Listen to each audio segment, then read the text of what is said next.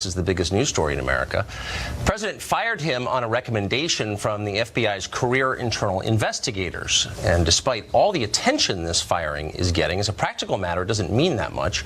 McCabe was set to retire in days anyway. And contrary to news reports, he is not at risk of losing most of his enormous federal pension, much bigger than the pension you're not getting. But none of this has stopped the usual hysteria merchants from predicting the end of the republic. Some have accused the White House of obstructing justice. It's hard to see how that works exactly, since McCabe was leaving anyway. Others have called the firing an assault on democracy, as if unelected career bureaucrats found guilty of misconduct by their own agencies were somehow the linchpin of representative government. Once again, how do all these dumb people get jobs on television? That's another show. But tonight, there are really only two questions that actually matter here. First, did Andrew McCabe do anything wrong? And two, if so, did it justify his firing? Well, according to the FBI's Office of Professional Responsibility, McCabe allowed FBI agents to disclose sensitive information to the press, leak. He then lied to federal investigators about what he did. That's what the investigation found. Now, if McCabe really did that, losing his pension ought to be the least of his worries, because lying to the FBI is a felony. Try it and find out. Martha Stewart went to prison for that. Michael Flynn had his life destroyed over it. Mere mortals are not allowed to lie to the FBI. They wind up in handcuffs when they do. And of course, it's a far greater threat to all of us when FBI officials lie. The FBI is the most powerful law enforcement agency in the world. It has near absolute power over you, the power of life and death. Yet weirdly, nobody on CNN seems bothered in the slightest by any of this. One of the FBI's top officials caught lying about an active investigation? Whatever. No big deal. Punishing him is the crime here. That's an odd response if you think about it. Would CNN panelists show concern if, I don't know, a local sheriff lied in order to frame teenagers for crimes they didn't commit? How about if your local police department fabricated evidence? Dishonest law enforcement is a big deal, no matter who the president is. In fact, it's the biggest deal. It's the worst abuse of power. And yet, for some reason, our designated watchdogs, the very people who are supposed to be protecting us from this kind of third world nonsense, think it's totally fine, as long as the net result is a bad news cycle for Trump. Watch. This kind of thing that we saw with respect to Andrew McCabe is the kind of thing you would expect Putin to do. My problem is the timing and the way it all worked. It just seemed mean-spirited. The point is to tear down the credibility of all people involved with anything pertaining to anything that might look into this president, which leads one to believe that this is authoritarian behavior. There are kids getting shot in our schools. There's an epidemic of people dying from overdoses. And what is the president minding? This little vindictive, small, let's get rid of McCabe and let's deny him his pension. So whether you agree or not with the politics of the people you just saw, those are buffoonish points. Here's something that's not buffoonish, though. Over the weekend, the former head of the CIA, John Brennan, came completely unglued over McCabe's firing on Twitter, Twitter being the place where people like that now go to lose their minds. Here's the quote. "When the full extent of your venality, moral turpitude, and political corruption becomes known," Brennan wrote to the president, "you will take your rightful place as a disgraced demagogue in the dustbin of history." Fingers smoking as he typed it. But here's the interesting part. In response to Brennan's tweet, the one you just heard, former UN Ambassador Samantha Power wrote this, quote, "Not a good idea to piss off John Brennan." Let that sink in. What the hell does that mean? The former head of the CIA is going to do what exactly in response? No wonder people are afraid of the deep state. This is what it looks like when it bares its fangs. Thwart us and we will destroy you. In case you're looking for a real threat to American democracy, and there are some, there you go. Alan Dershowitz is an emeritus professor at Harvard Law School, and he joins us tonight. Professor, it seems like there's only one of two options. Either the FBI internal investigators are corrupt and lying, or Andrew McCabe, the former deputy director, is corrupt or lying. Are there other options? And if so, which one of those is right? Well, there's a very simple way of finding out. Let McCabe waive his right of privacy and demand that the public see the Office of Investigation report, the Office of Professional Responsibility report, then we can decide for ourselves whether or not this was a corrupt investigation or whether or not, in fact, McCabe is guilty of what I have called test-lying and Comey is guilty of test-lying, because remember, their testimony today conflicts. McCabe basically says that he was authorized to make the leak by the head of the FBI. And the head of the FBI has said under oath that he has never authorized anybody to make a leak. So this whole issue of test-lying, which was on the front page of the New York Times just yesterday, is front and center. When the guardians need to have guardians, when the people who are supposed to protect us are test-lying, are testifying falsely for whatever reason, we, the public, have a right to know about that. Well, absolutely. And we want to live in a country where we can trust our most basic institutions like law enforcement and the judiciary. So, but put this in context for us. Well, I guess look, I don't know. I have not seen the report, and I'm taking it at face value, and maybe I shouldn't. My real point, however, is that the allegation is a very serious one, that the deputy director of the FBI might be lying about a current criminal investigation. Why are so many others dismissive of that, like it's no big deal? Larry Tribe, your former colleague at Harvard, for example. Why?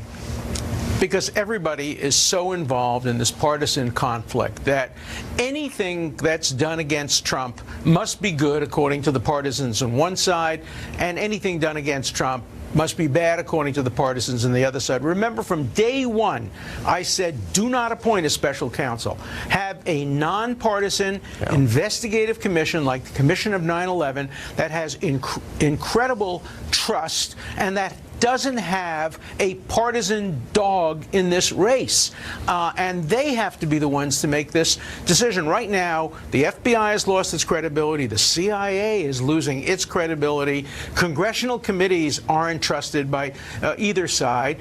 It's not too late to convene a nonpartisan, congressionally authorized investigative commission to look into whether there was collusion, whether the Russians tried to interfere. Of course they did, but we need to have the evidence, and how to stop them from doing it again. That's what the American public is interested in, not finger-pointing by both sides. So let's just very quickly take Trump out of this, and if you could just send a message to your lifelong fellow liberals who care about civil liberties about the stakes here. What would it be like to live in a country where the chief law enforcement agency was actually corrupt, where its leaders were lying about investigations? How might that affect liberals down the road, would you say? Well, I have a message for both sides. You know, historically, it's been the liberals and the Democrats who haven't trusted the FBI, haven't trusted the Justice Department, and have said, let's make sure that we have oversight. And it's been the Republicans and the conservatives who said, oh, anything the FBI says has to be correct, has to be true, even J. Edgar Hoover. Now we've seen it all flip because partisanship has overcome principle. And my message to both Democrats and Republicans is get back to principle and stop this partisanship. The American public is interested and cares about the truth from a nonpartisan point of view. They're sick and tired of a Republican truth, a Democrat truth, a Trump truth, an anti-Trump truth. We need the truth in a nonpartisan way. Right. You want your people with guns to be on the level, for sure. Professor, thanks for reminding us of that. I appreciate it. Richard Goodstein is an attorney. He advised both of Hillary Clinton's presidential campaigns and often joins us on the set as he does tonight. Richard, thanks for coming on. Absolutely. So try to take, as I just said to Professor Dershowitz, try to take Trump out of this if you can. Here you have a story where the #2 guy at the FBI is accused, not by partisans, but by the FBI's own internal investigation, of lying in the course of a criminal matter. Why are Democrats acting like it's wrong to be upset about that? What world is this? Well, Tucker, I've been on the show many times where you start with this very earnest presentation. You have a very erudite guest validating it. Struck emails, struck a secret society, Uranium One, unmasking, wiretapping Trump Tower, and they end up being big nothings. And this is another misdirection by people who are just concerned about the walls closing in on Donald Trump. But here's my answer to your specific question. The Inspector General report will come out this spring. Let's maybe wait to see what he says. McCabe was not afforded due process. He basically had all these accusations thrown at him. You and others are saying they obviously must be true.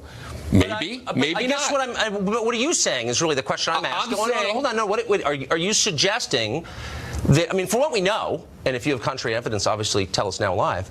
But from what we know, the internal investigation at the FBI recommended that he be fired. That's not a small thing. Are you suggesting that they're corrupt too? They're somehow in the pocket of Trump? I'm saying that prosecutors all the time make recommendations that ultimately higher ups decide to. Prosecutors. This was the IG. This was the internal I'm just investigation. saying that they're internal people who make recommendations. Sometimes they're acted on. I bet you Jeff Sessions has never acted on one at 10 p.m. on a Friday night. That may or may not be true. I don't know. Well, but it doesn't change. Hold on. It doesn't change the fact that this is a very serious allegation that ought to scare the hell out of you as an American citizen, and it was made by people who are not obviously political. Their career, they probably don't even like Trump. A lot of people over there don't seem to.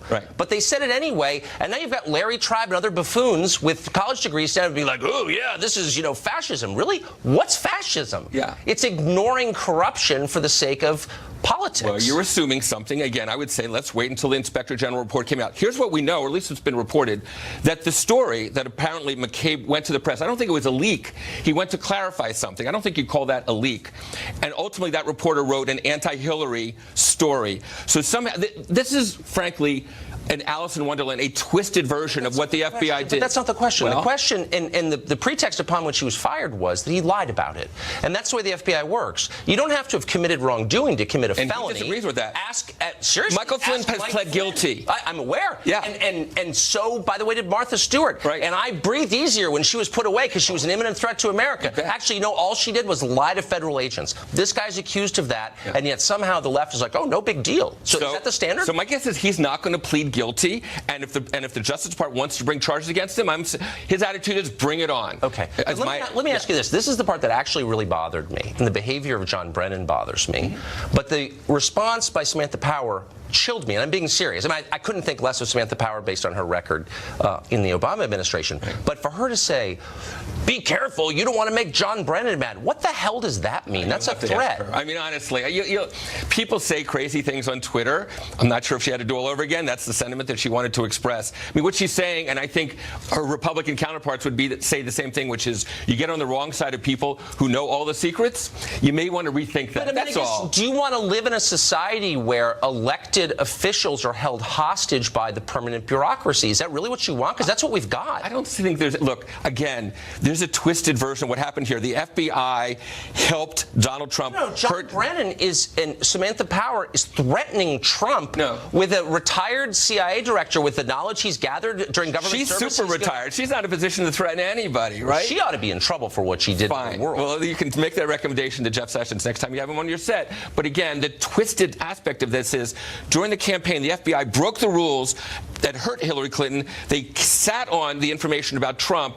She lost, he won, and now they're saying somehow, that the FBI was in her camp. Let me just close out the conversation with this. If this report becomes public this spring, imminently, and it becomes clear that McCabe wasn't straightforward to investigators, he lied, he misled, will you concede that at very least he ought to be fired? And by the way, why isn't he being indicted for that? Well, I'm saying if it turns out that there's proof beyond a reasonable doubt that he lied to investigators, absolutely. Then why treat him as a hero now? Why is the left extending job offers? Oh, no, he's our new Rosa Parks. Like, what is this? The guy's accused of lying. Because this was an effort by the president through tweets, unprecedented, to go after one guy to discredit him because he was going to corroborate Comey, whose book is coming out. That's what's going on here. Sorry. Richard, thank you. My pleasure. Well, there's more evidence that local officials ignored ample warning signs from the Parkland shooter, Nicholas Cruz, and that may be why that tragedy happened in the first place. We've got details. Stay tuned.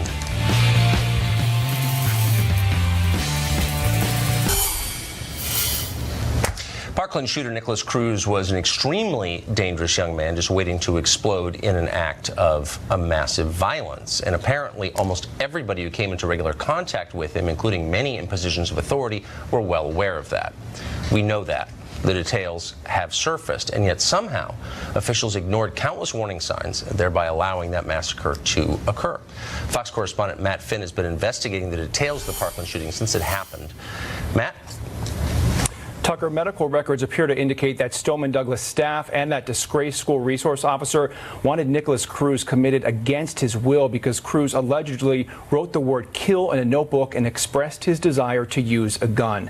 The documents indicated in September 2016, Nicholas Cruz was evaluated at least once by a medical professional after school staff contacted a behavioral health center, warning that they were very concerned with Cruz's behavior.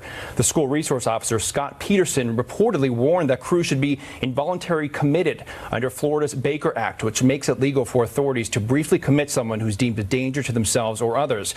However, despite the school's warnings, Cruz was never committed, apparently because he might not have admitted his intent to use a gun or hurt people. A portion of the documents obtained by Fox News read, quote, SRO, school resource officer, and 2 school counselors present report that client Cruz allegedly told a peer that he drank gasoline last week and was throwing up, had cut himself, and wearing long sleeves, and also that he had allegedly told a peer that he had a gun at home and was thinking of using it. The documents read that Cruz reportedly told clinicians, quote, the client states that he had strep throat last week and was throwing up. The client denies owning a gun. Client states that he owns a pellet gun and expressed to clinician that he's incapable of causing serious harm. The documents then seem to indicate that the clinician and a school resource officer decided not to initiate that Baker Act. Reading part, clinician explained that she cannot Baker Act if the client is denying an intent and a plan. But then it also reads the clinician spoke to guidance counselor again, who reported the school resource officer does not want to initiate a Baker Act because he does not believe he meets the criteria. Today, the Broward County Public Schools tells Fox News it has launched an independent review into how it handled Nicholas Cruz's social and emotional services. And tonight we are learning that Nicholas Cruz's brother, Zachary Cruz, was just arrested for trespassing on the property of Stoneman Douglas High School. Tucker. Matt, thanks for your reporting tonight and for the past couple of weeks. It's been great. Thank you, well, Tucker. this weekend, thousands of people will descend on Washington, D.C. for a gun control rally, and gross failures by law enforcement somehow are unlikely to be on that agenda. Hopefully the protest goes better than the one in Chicago, where dozens of students walking out of school used their free time as an excuse to vandalize and loot a local Walmart. You're seeing pictures on the screen. Dan Bongino was an NRA television contributor and a former Secret Service agent. Dan, thanks for coming on. So, look, I think I know some of the people going to the march over the weekend, and I think a lot of them are just upset about the school shootings. They're not all for specific policy recommendations, and some of them are open-minded. And that's why I think it's so important to be honest about what the lessons of this shooting are. And at least one of them is the authorities failed. Why is that being lost? Well, it's being lost, Tucker, because there really isn't a gun debate. There isn't a debate about firearms. There is one side of the Democrat Party, the radical far left, that believes in confiscation and will stop at nothing less. Then there is a more moderate side of the Democrat Party, and to be fair, some Republicans here as well, who, for some reason, Tucker, believe, despite any evidence, that additional obstacles for legal gun owners is somehow going to stop the criminal element from society and wipe the stain of evil from their hearts. It's frustrating because, Tucker, we did nothing wrong. Legal gun owners are saying to themselves all across America, I guarantee, I see it on social media, I deal with it on my own show, they're saying to themselves, well, why me? Why do I now have to wait 3 days to buy a firearm in Florida? I didn't do anything wrong. Don't you think what's going on is very recognizable to anybody who's lived in the world? This is blame shifting. This is people who made a series of massive and inexcusable mistakes, blaming everyone else for their mistakes. Why are the authorities in Parkland, Broward County, the feds, they're all getting away with this? I don't understand how they're getting away with this. Tucker, the why always matters here, and this is what the far left always does.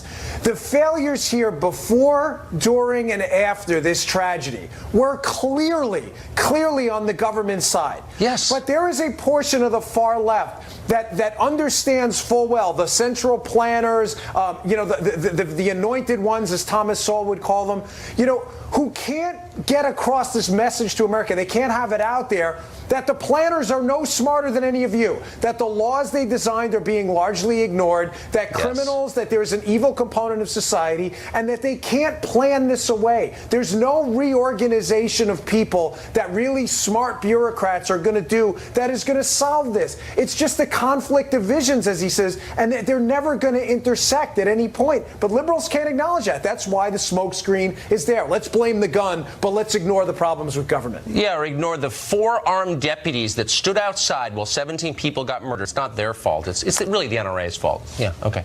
Dan, thank you. Thank you for joining us. Yes, I appreciate it. Yeah.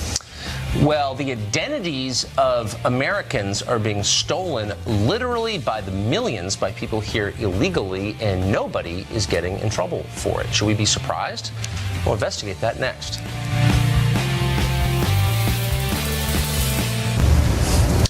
A recent piece in National Geographic tells you a lot about demographics in America and about how bewilderingly fast they're changing without any real public debate on the subject. The magazine profiles the small coal mining town of Hazleton, Pennsylvania. In the year 2000, Hazleton's population was 2% Hispanic. Just 16 years later, Hazleton is majority Hispanic. That's a lot of change. People who grew up in Hazleton return to find out they can't communicate with the people who now live there. And that's bewildering for people. That's happening all over the country. No nation, no society has ever changed this much, this fast. Now, before you start calling anyone bigoted, consider and be honest, how would you feel if that happened in your neighborhood? It doesn't matter how nice the immigrants are. They probably are nice. Most immigrants are nice. That's not the point. The point is, this is more change than human beings are designed to digest. This pace of change makes societies volatile, really volatile, just as ours has become volatile. And notice where this change is not happening. Any place our leaders live. They caused all of this with their reckless immigration policies, and yet their own neighborhoods are basically unchanged. They look like it's 1960. No demographic change at all in their zip codes. Our leaders are for diversity, just not where they live. Well, people here legally apparently aren't just immune from being deported, they're also immune from prosecution for identity theft and the crime of using false documents. According to a Treasury Department report from 2011 to 2016, the IRS detected 1.3 million cases of identity theft perpetrated by illegal aliens, but they couldn't cite a single case that was referred for prosecution, not one. Huh! Terry Jeffrey is editor-in-chief of CNSnews.com that broke that story, and he joins us tonight. Terry, I'm confused because after 9/11, I remember vividly a bunch of the hijackers of the 19 were using fake documents. And Congress passed laws that really penalized anybody who committed identity theft or used fake federal documents. And here you have millions of people doing it, and none is prosecuted? And the IRS knows all about it. There's no doubt. It is a felony to falsely use someone else's Social Security number or to make up a Social Security number.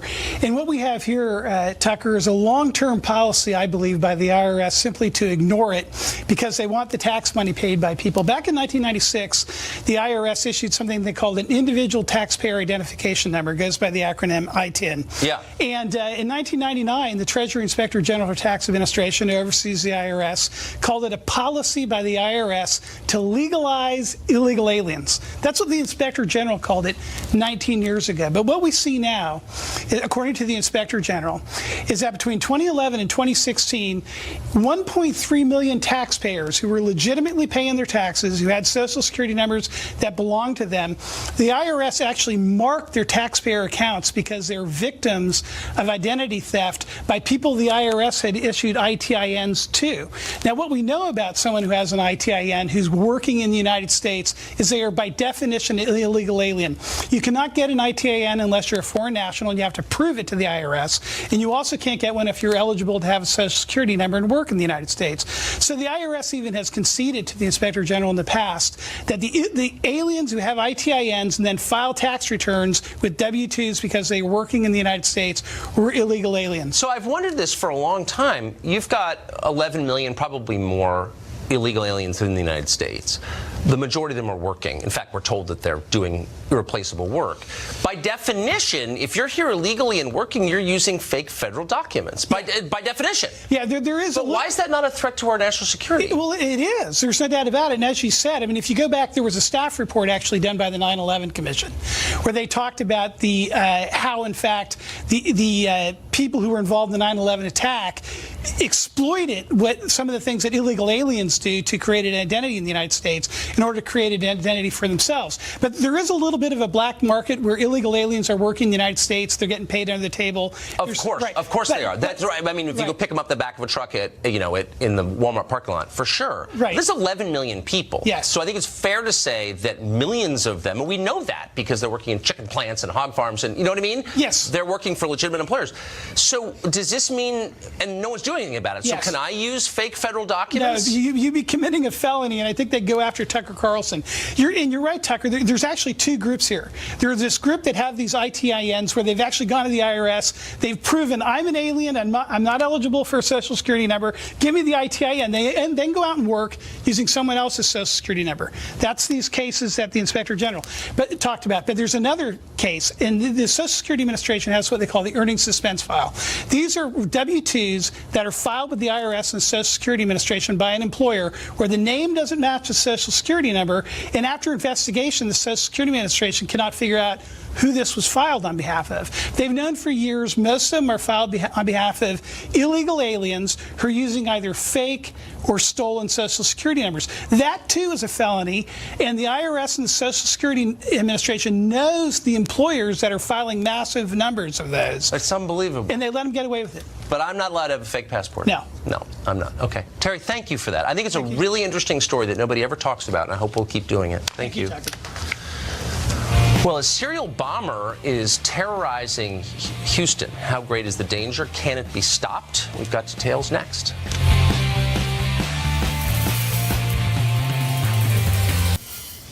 A serial bomber is terrorizing the city of Austin, Texas. On Sunday night, 2 cyclists were injured after setting off what appears to have been a tripwire connected to a bomb. It's the 4th bombing in that city in just 3 weeks. Terry Turchi is a former FBI Deputy Assistant Director of Counterterrorism, and he joins us tonight. Terry, thanks for coming on. So, thank you, Tucker. Is there, from what we know about these explosions, is there anything that connects them, a theme?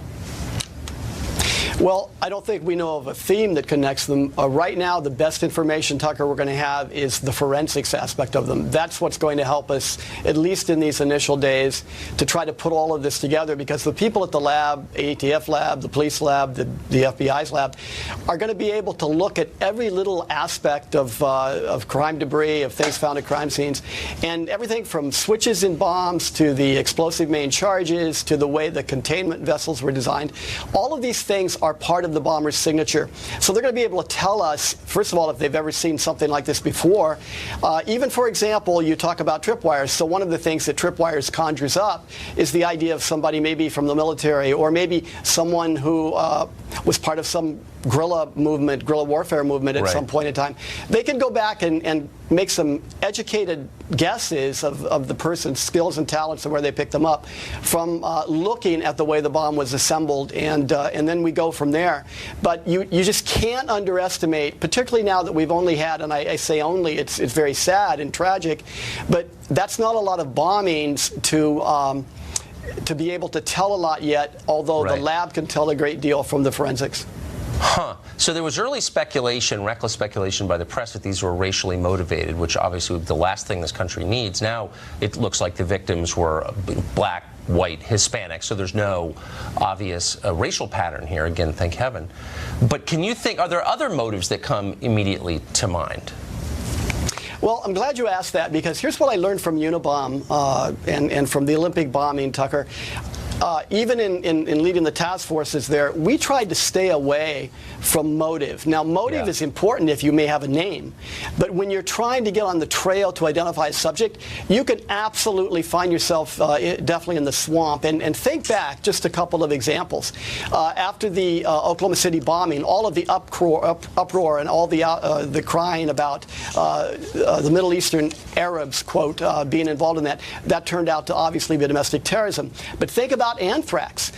In the aftermath of the 9/11 attacks and then the anthrax attacks, which were just literally weeks later, there was this tremendous push to literally blame that on Saddam Hussein in Iraq. And in fact, I can tell you straight out that the FBI at that point in time was involved in confrontations with the Department of Justice to slow that thinking down. I remember. Because even then early on, exactly, even then I early remember on, Bill Kristol getting out there and saying, yeah, we think that Saddam did this as a pretext. for a war in Iraq. It was, of course, all lying and propaganda as usual. Quickly, these were not sent. Is that correct? These were placed, apparently, outside homes? That seems odd to me. It is odd, and here's what it suggests. When you go into a residential neighborhood and you walk up on somebody's porch and you place a package, or you go out into another residential neighborhood and you take the time that's required to place and then set and prepare a tripwire bomb to go off, you're really probably familiar, or at least at the very least feel very comfortable in that kind of surrounding. I'll give you a quick example. 2 bombings in 1982 and 1985 at Corey Hall at UC Berkeley as part of the Unabomb series of events. Well, why was that so comfortable for somebody to go into the narrow hallways of Corey Hall twice? Well, as it turns out, Theodore Kaczynski taught math at the building right around the corner. Right. So those are the kind of things that we can learn from the past, and hopefully those are the kind of things we can apply to these kinds of situations now, because right now, even though it does appear very random and very tough, I guarantee you that over time, as they stay with the facts and they separate fact, fiction, and theory, right, they'll start seeing patterns develop that will be unique and applicable to the person they're looking for, and eventually they'll be able to give the public the right information. And as we know from the history of working together, law enforcement, the media, and the public, all of these things can be brought together and solved. Well, that's what happened with Unabomb, of course. Terry, thank you very much. Good to see you tonight. You bet. Well, a city councilman here in Washington, D.C. says that bad weather is part of an international plot by Jewish bankers. Naturally. Mark Stein weighs in on that claim next.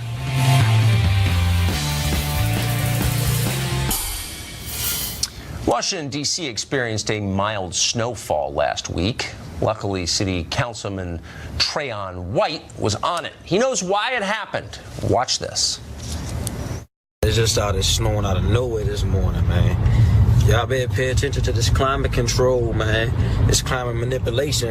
And DC keep talking about we're a resilient city. Man, that's a model based off the Rothschilds controlling the climate to create natural disasters they can pay for to own the cities, man. Be careful.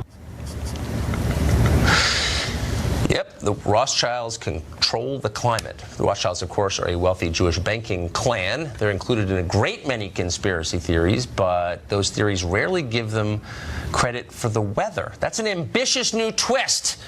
Mark Stein is an author and columnist and a part-time meteorologist, and he joins us tonight. What do you make of it? So this is, by the way, I live here, so you can laugh all you want, but that's actually my city councilman speaking there. The Rothschilds control the weather. Did you know that? Well, I did actually, Tucker. They bought the weather from God back in 1929 when he had a bit of a liquidity problem after the Wall Street crash, and they keep it in the wine cellars at the Chateau Mouton Rothschild estate in France, and they're able to micro-target the climate. For example, it was light snow in your part of Washington, but I gather in the stairwell of Trayon White's apartment building, he actually had an avalanche just on his floor. That's how micro-targeted the big Jew weather machine is able to be. And by the way, you may think it's a light snowfall, but if you actually examine it, it's actually small pieces of gefilte fish, which is why it doesn't melt. And that's why the Jews control the snowplow business. So they scoop all the gefilte fish in Washington away, and they use it to make Louis Farrakhan Calypso albums, which they put out to discredit Louis Farrakhan from telling the truth about the Synagogue of Satan. It all makes sense. See, the funny thing is, I don't know if it's funny, it's actually so appalling and shocking that it's hard to, I'm just going to laugh about it. That was what you made me feel better about a city out of control. So then I want to run this by you. Maybe you can make me feel better about this too. There's a new uproar on social media over microaggressions at UC Santa Cruz. The school has assembled a list of microaggressions. It warns that phrases like "America is the land of opportunity" and "I believe the most qualified person should get the job" are offensive and verboten. The weirdest thing, though, the scariest thing, this list has been in use for years, and there's no sign it's going away. Do you abide by this list, Mark? I thought it was an interesting list. It's interesting they banned the expression America is a land of opportunity because America is a land of opportunity. Let's say you're a person with no talents but a degree of hucksterism who's figured out that you could get a job, a tenured job as the assistant dean of microaggressions and put teenagers, saddle them with 6 figures of debt for attempting to criminalize basic social interactions by holding big lectures on microaggressions. Now, America is such a land of opportunity, you can clean up big time if you do that. If you tried to do that in, say, Sudan, no one will come to your lecture on microaggressions because in Sudan they'd think you were an obvious huckster, and the only people who'd be at your lecture would be a camel who came in to get out of the rain and some guy and his child bride who'd actually taken a wrong turn on the way to the female genital mutilation clinic. So only America is such a boundless land of opportunity that becoming an expert, if you become an expert in microaggressions, young people will saddle themselves with $250,000 of debt just to receive your wisdom. Even by your high standards, tonight was an all-time high watermark. Thank you, Mark Stein. You made me feel so much better. I can't even stand it. I appreciate it. Thanks a lot, Tucker. Always a pleasure. Yeah. Well, zombie regulations from the Obama administration could destroy America's cigar industry. Why? Nobody knows. The most famous cigar maker in the world joins us on set next. Rocky Patel, coming up. America's cigar industry, which is vibrant and impressive, could be on the brink of collapse. Why? Because of holdover regulations from the Obama administration. Until 2016, cigars were unregulated in this country and it worked fine. But then the FDA suddenly declared that it had the power to regulate them somehow.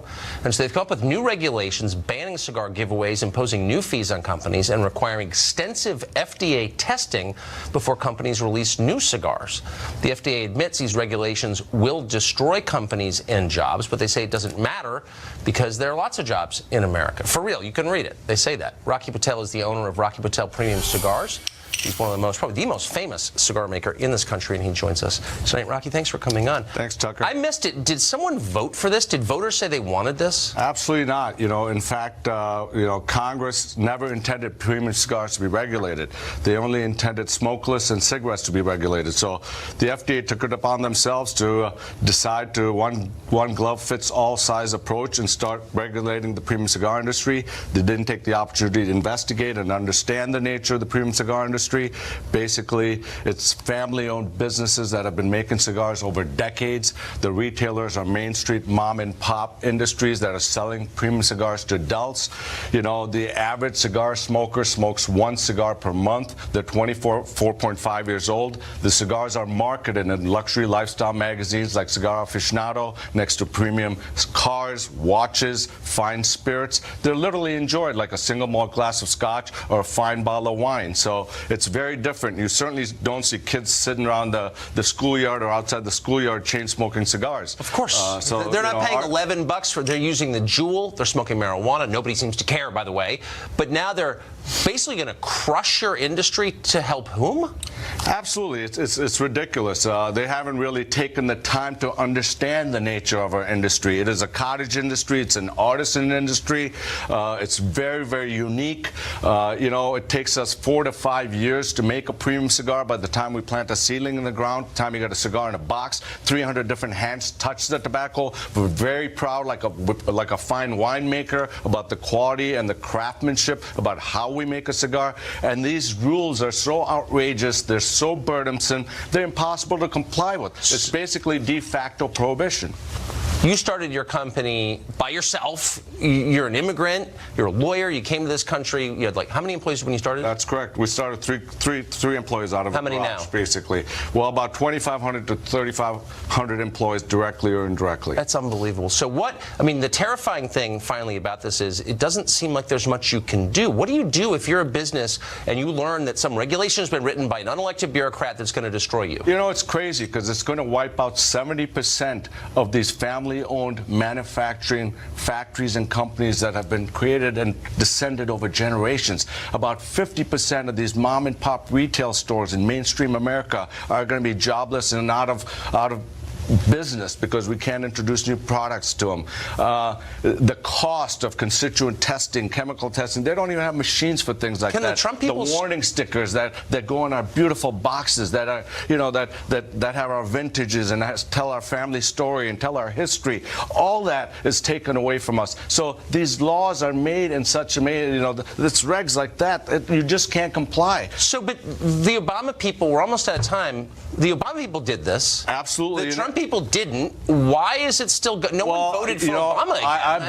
I bet you that the Trump organization and the people at the White House aren't even aware of what's going on with this regulation. So this all happened during the Obama regime. This was all passed through, and presently we have a couple bills pending on both sides of the aisle. We're trying to get this omnibus bill presently to get our language attached to exempt premium cigars from this regulation. We have a lawsuit filed, but we're hoping that the Trump administration is aware of what's going to happen to the entire industry that is going to be tens and tens of thousands of jobs, and about 500,000 jobs in Central America are affecting the immigration. Right, exactly. All of them really come everything here. else. Rocky Patel, we're rooting for you. This is senseless, and thank you for fighting back. Good to see you. Thank you very much. That's it for us tonight. We will be back tomorrow night. We'll hope you'll join us then. Good night from Washington. Here's Sean. All right, Tucker.